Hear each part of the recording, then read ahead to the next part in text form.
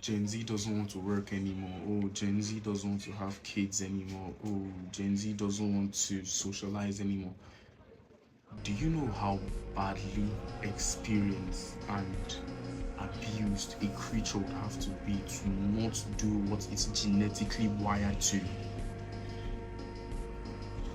I don't, I don't think if things were so rosy for us as a generation, we would actually go against the very thing nature wants us to do.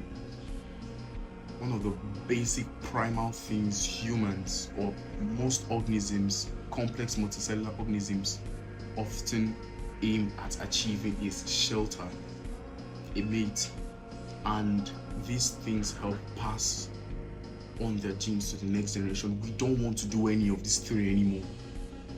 We can't afford homes. We are genuinely losing attractions to each other, and we are losing the ability or even the desire to want to pass on our genes to the next generation, because ultimately, to what end? Now, don't get me wrong, this isn't stemming from a place of antinatalism.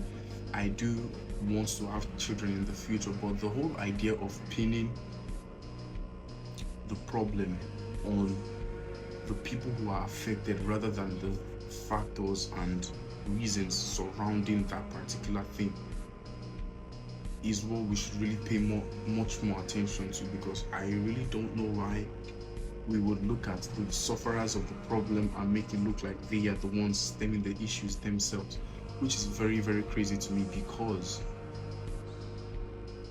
the entire system that we all complain about is basically just cancer. It's basically just cancer. Why do I say this? Now, I call it cancer basically because the very people who are on the set top of this system have been on this system for generations. Do you know what it means where the people or the political leaders of my country have been the same since the time I was born and since the time my parents were young, and we keep on saying we are the leaders of tomorrow? Bro, the leaders of today do not want to give us the opportunity to know what it means like to be a leader. And I still think the leaders of tomorrow are still the leaders of yesterday, unfortunately.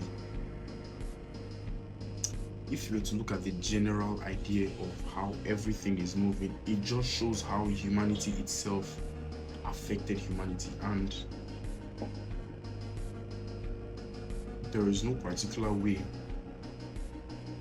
you can start deconstructing everything that we choose to identify as a problem without angering or upsetting another aspect that also needs deconstruction. So genuinely, what I feel like should be the only way out of this is, I won't even call it a revolution. What we basically just need is for everybody to, you know what, I'm not going to say